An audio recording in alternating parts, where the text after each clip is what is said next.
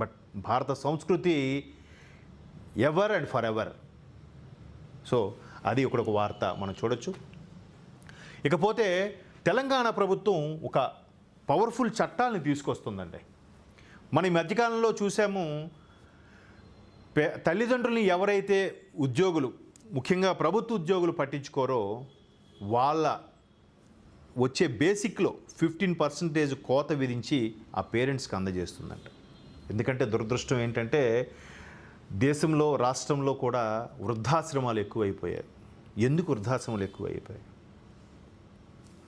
ఇదే కారణం. భార్య మీద చెప్పి భర్త నా భార్య ఒప్పుకోదు అని చెప్పి పేరెంట్స్ని పైకి పెట్టడం, లేదా భర్త మీద చెప్పి భార్య మా ఆయనే కోప్పడుతున్న ఒప్పుకోవట్లేదని చెప్పి పేరెంట్స్ని చూడకుండా మానేయడం, ఇవన్నీ జరుగుతున్నాయి. అయితే ప్రభుత్వం ఈ నిర్ణయం తీసుకోవడం ఎంతవరకు సబబని విమర్శలు వస్తున్నాయి. బట్ ఒక నిర్ణయం అయితే తీసుకున్నారు, ఒక చట్టం దిశగా ముందుకెళ్తున్నారు. ఇదే తెలంగాణ ప్రభుత్వం నాట్ ఓన్లీ తల్లిదండ్రులను చూసే చట్టం కానీ సోషల్ మీడియా మీద కూడా ఒక చట్టం తీసుకురాబోతుంది.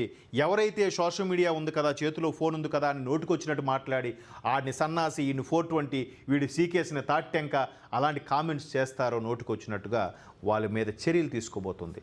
దానికి చక్కట్టుగా తెలంగాణ ప్రభుత్వం ఎటువంటి చర్యలు అంటే విమర్శించండి. ప్రభుత్వ పద్ధతులు, ప్రభుత్వ విధానాలు నచ్చకపోతే విమర్శించవచ్చు.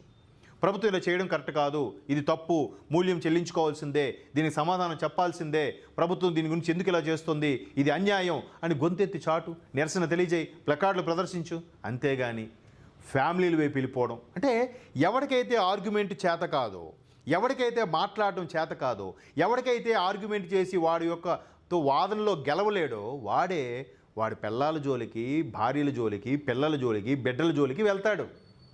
గత ప్రభుత్వం ఆంధ్రప్రదేశ్ గత ప్రభుత్వ హయాంలో అదేగా జరిగింది.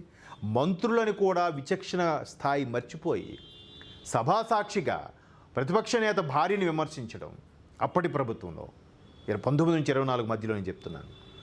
వాళ్ళ బిడ్డల్ని, భార్యల్ని, తల్లుల్ని దూషించడం, విమర్శించడం. ఆఖరికి ఒక సూపర్ స్టార్ రజనీకాంత్ లాంటి వాళ్ళు వచ్చి ప్రభుత్వం గురించి కాకపోయినా అక్కడున్న నాయకుడిని పొగిడితే ఆయన్ని కూడా విమర్శించడం.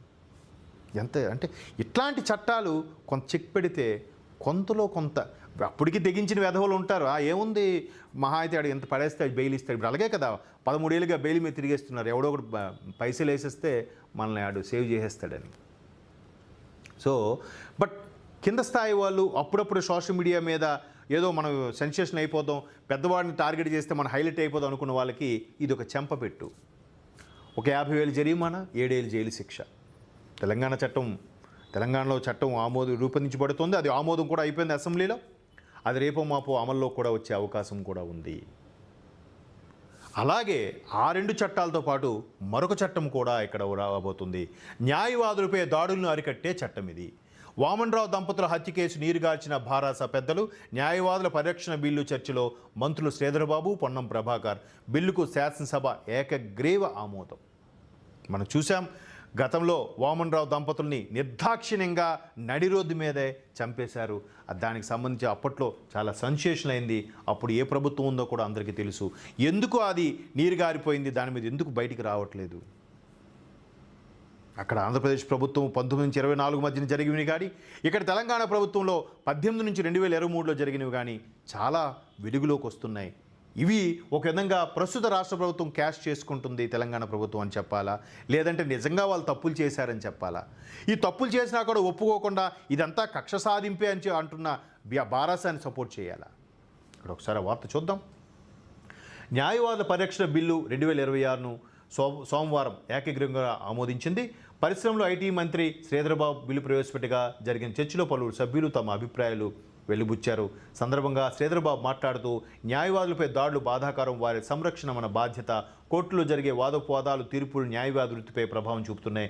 కేసులతో వారికి సంబంధం లేకపోయినా బాధిత పక్షాల హింసాత్మక దాడులకు తెగబడుతున్నాయి. 2021లో కరీంనగర్ జిల్లా మంథన్ నియోజకవర్గంలోని రామగిరి మండలంలో న్యాయవాద గట్టు వామన్రావు, నాగమణులను నాటి భారస నాయకుల ప్రోద్బలంతో నడి రోడ్డుపై హత్య చేశారు. ఆ పార్టీ పెద్దల డైరెక్షన్లో పోలీసులు కేసు నీరుగార్చారు. ఇంకా సిబిఐ విచారణ కొనసాగుతోంది. ఎంత అండ లేకపోతే, ఎంత ధైర్యం లేకపోతే, జనరల్గా లాయర్ అంటేనే పోలీస్ వ్యవస్థ వాళ్ళు కూడా మర్యాద ఇచ్చి మాట్లాడతారు. ఎందుకంటే వాళ్ళు న్యాయము చట్టము కాబట్టి.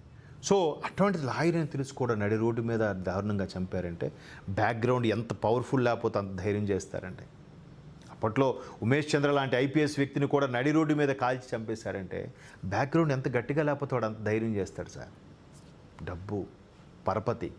సో వీటన్నిటి మీద కూడా పవర్ఫుల్ చట్టాలు తీసుకోవాలని ప్రయత్నం చేస్తోంది. అయితే రాష్ట్ర వ్యాప్తంగా 414 మంది పబ్లిక్ ప్రాసిక్యూటర్లో 126 మంది బీసీ, 59 మంది ఎస్సీ, 25 మంది ఎస్టీలు నియమించామని చెప్పారు. కేంద్రం, స్టాండింగ్ కౌన్సిల్ ఇతర చోట్ల సామాజిక న్యాయాన్ని పాటించాలని సూచించారు. 18,637 మంది న్యాయవాదులకు ఆరోగ్య కార్డులను రెన్యూవల్ చేశామని చెప్పారు. ఇదంతా తెలంగాణ ప్రభుత్వం తనకు సంబంధించిన వార్తల్ని అసెంబ్లీ సాక్షిగా చెప్పడం జరిగింది. మొత్తం మీద ప్రభుత్వం ఈ విధమైన చట్టాలను తీసుకురావడం అనేది పూర్తి స్థాయిలో కాకపోయింది. ఎందుకంటే మారాల్సింది ప్రజలే, మరలా ప్రజలే, నో డౌట్. సో చట్టాల రూపంలో చేస్తే కొంతలో కొంతైనా మార్పు జరుగుతుందని. ఎందుకంటే భరతనేని సినిమాలో మహేష్ బాబు గారి సినిమా చూస్తే ఒకడు ఫుట్పాత్ మీద బండితో ఫ్యామిలీతో వెళ్ళిపోతుంటాడు. ఏమయ్యా ఫుట్పాత్ మీద వెళ్ళినోడు 10,000 జరిమానా వస్తే వాడు వచ్చిన జీతం 20,000, 10,000 ఇటు కట్టేస్తే వాడు ఎలా బతుకుతాడంటే ఒక 2 నిమిషాలు ముందు లేవయ్యా, ఒక 5 నిమిషాలు ముందు స్టార్ట్ అవ్వయ్యా. కుటుంబం అంతా రోడ్డు ఒకసారి ఏమైనా జరిగితే ఎవరు సమాధానం చెప్తారు? కుటుంబానికి ఎవరు పోషిస్తారు? అదెవడు అంటే అక్కడ సిగ్నల్ జంప్ చేసేది మనలో ఒకడే, ఫుట్పాత్ నుంచి వెళ్ళేవాడు మనలో ఒకడే, కారు వెళ్తుంటే అడ్డగా డాష్ ఇచ్చేవాడు మనలో ఒకడే. దీనికి ప్రభుత్వాలు చట్టాలు పెడితే తప్ప. సో అందుకే ప్రజలే ఎందుకు అంటున్నాను, అందుకే సో చట్టాలు చేస్తే కొంతలో కొంతైనా ఒక 20 to 30% మార్పు, కొంత భయానికి లోనే ఆ చట్టం పరిధిలో నడుచుకుంటారని ఒక తాపత్రయం. అది మన 80% ద్వారా కూడా అదే తాపత్రయాన్ని తెలియజేస్తున్నాం. చూడాలి మరి ఎంతవరకు ఈ చట్టాలు అమల్లోకి వస్తాయి, దాన్ని ఎంతవరకు ప్రజలు ఈ చట్టానికి అనుగుణంగా నడుచుకుంటారు.